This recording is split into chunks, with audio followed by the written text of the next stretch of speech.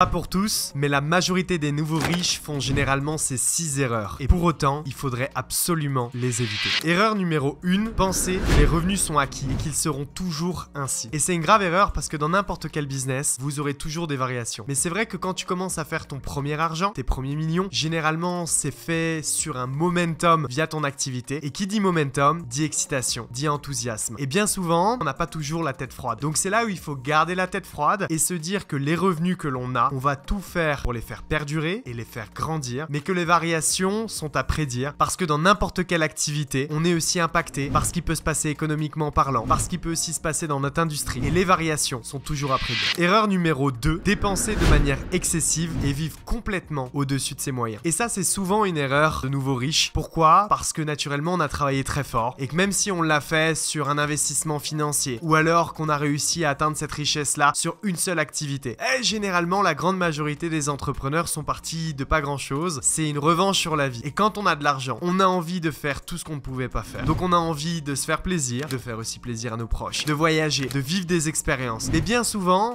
toujours pareil, exactement comme le point numéro 1, on n'a pas toujours la tête froide et on pense à nos revenus maintenant. On pense pas aux variations. Et du coup, on se dit que ça sera toujours ainsi ou que ça va grandir. Donc on commence à baser son style de vie sur une projection de notre business sur les mois ou les années à venir. Et c'est une grave erreur parce qu'il faut être optimiste, il faut être ambitieux, il faut pas non plus visualiser une perte de chiffre d'affaires, mais il faut rester rationnel et baser son style de vie par rapport à sa vie d'aujourd'hui. On peut se faire plaisir, mais ça doit être calculé parce qu'encore une fois, on peut très vite monter, mais on peut également très vite descendre. Point numéro 3.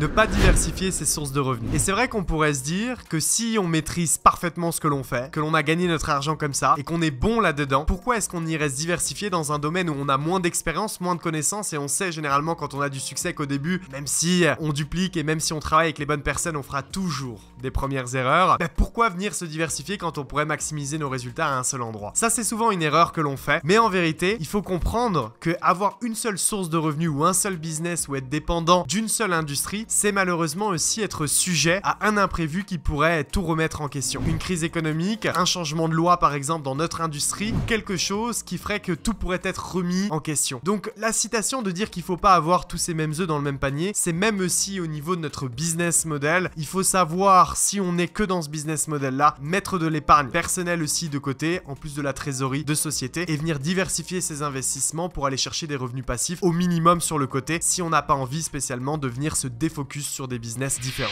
Point numéro 4, sous-estimer les impôts. Et ça, c'est souvent une erreur extrêmement fréquente parce que quand on fait de l'argent très vite et que le momentum arrive rapidement, généralement on est, on va dire, sur une année fiscale où peut-être qu'on était déclaré d'une façon différente par rapport à nos résultats de l'année précédente. Et donc on n'est pas toujours en place directement. Il faut savoir se remettre en place ou venir se restructurer plutôt. Et ça, beaucoup de gens ne le font pas parce que beaucoup de gens sont souvent dans l'attente de gagner avant de faire les choses, alors qu'une bonne structure juridique est à penser en avance. Mais surtout, vous savez que quand vous allez payer vos impôts, que ce soit via votre entreprise ou à titre personnel, eh bien vous allez être sur une année fiscale, mais vous allez payer l'an prochain sur l'année en cours. Et parfois, quand t'es nouveau riche et que t'as énormément d'argent qui tombe d'un coup, tu penses pas, on va dire, à ta trésorerie, tu penses pas aux impôts de l'année d'après, et donc tu peux, sans parler de dépenser ton argent bêtement, aussi l'investir à d'autres endroits. Et ça a été aussi une expérience que j'ai eue lors de mes premières années. C'était à un moment donné où on va dire qu'il y avait énormément d'argent pour un jeune âge et une jeune expérience qui arrivait, et j'ai commencé à investir à droite à gauche dans des actifs, pas de la dépense inutile, des investissements financiers, mais forcément à cette époque-là, j'avais pas pensé que c'était considéré comme de l'immobilisation financière et qu'en vérité, ça ne compte pas dans tes charges parce que ton argent est toujours là. Mais par contre, dans ta trésorerie de compte d'entreprise, tu ne vois plus l'argent. Et donc si t'as pas été en avance extrêmement précis, que ce soit avec ton cabinet comptable ou toi-même dans ta projection pour l'an prochain, arrivé au moment de payer ton impôt, tu peux te dire mais où est ma trésorerie? Et en fait, ta trésorerie a été diluée parce qu'on n'a pas anticipé les impôts comme il le fallait. Quand on a une trésorerie suffisante, pas de problème, entre guillemets, et moi ça a été le cas, mais je connais énormément de personnes qui malheureusement ont sous-estimé les impôts pour des raisons comme celle-ci ou d'autres, et qui à un moment donné, pareil, les ont fait redescendre. Point numéro 5.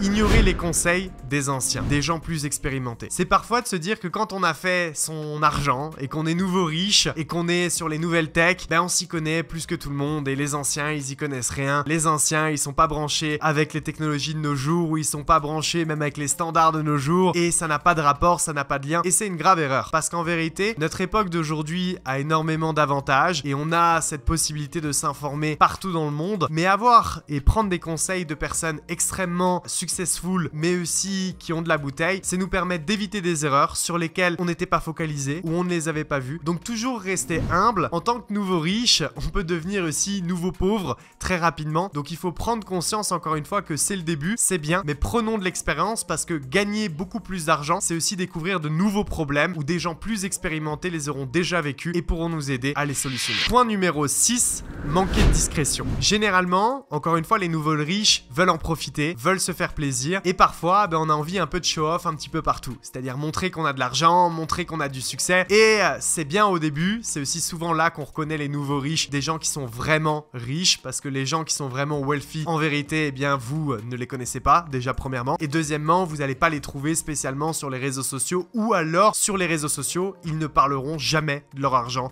de leur patrimoine, de combien ils gagnent, etc. Pourquoi? Parce que manquer de discrétion peut vous permettre malheureusement d'attirer les mauvaises personnes, d'avoir des problèmes. Je parle de personnes extérieures, mais ça peut être aussi parfois, eh bien, attirer, on va dire, des contrôles. Alors ça peut être par exemple des contrôles fiscaux, que ce soit sur boîte, à titre personnel, ESFP ou que sais-je. Alors certains vont se dire, bah peu importe, on s'en fiche, parce qu'en vérité, tant qu'on fait les choses bien, on n'a pas de problème, ils peuvent venir. Oui, c'est vrai, mais quand ils viennent, quoi qu'il en soit, même si vous avez fait les choses bien, vous allez perdre énormément d'énergie, ça prend du temps. Vous allez forcément perdre de l'argent, parce que si vous perdez du temps et de l'énergie, vous perdez de l'argent. En vérité, on peut s'en passer. Donc, c'est là où il faut calculer le fait de vous montrer quel est au final le reward par rapport au risque. Et généralement, beaucoup de nouveaux riches n'ont pas spécialement un business où s'ils se montent sur les réseaux ou pas, changerait spécialement grand chose. Donc ça, c'est une erreur aussi extrêmement fréquente. Donc voilà concernant les 6 erreurs que généralement les nouveaux riches font. Je vous invite vraiment à re-regarder cette vidéo, à prendre note de ça et surtout à vous rappeler que c'est pas parce qu'on a fait son premier argent, et bien qu'on restera riche forcément. Encore une fois, devenir riche, eh bien, est beaucoup plus facile que le rester. Le rester demande de l'expérience, de la maturité et beaucoup de connaissances et de compétences. Donc restons toujours humbles, prenons les conseils des bonnes personnes et encore une fois, eh bien, rappelons-nous aussi de ce qui est le plus important, ce qui nous rend véritablement heureux. Et déjà, quand on se recentre là-dessus, ça nous évite aussi de faire énormément d'erreurs.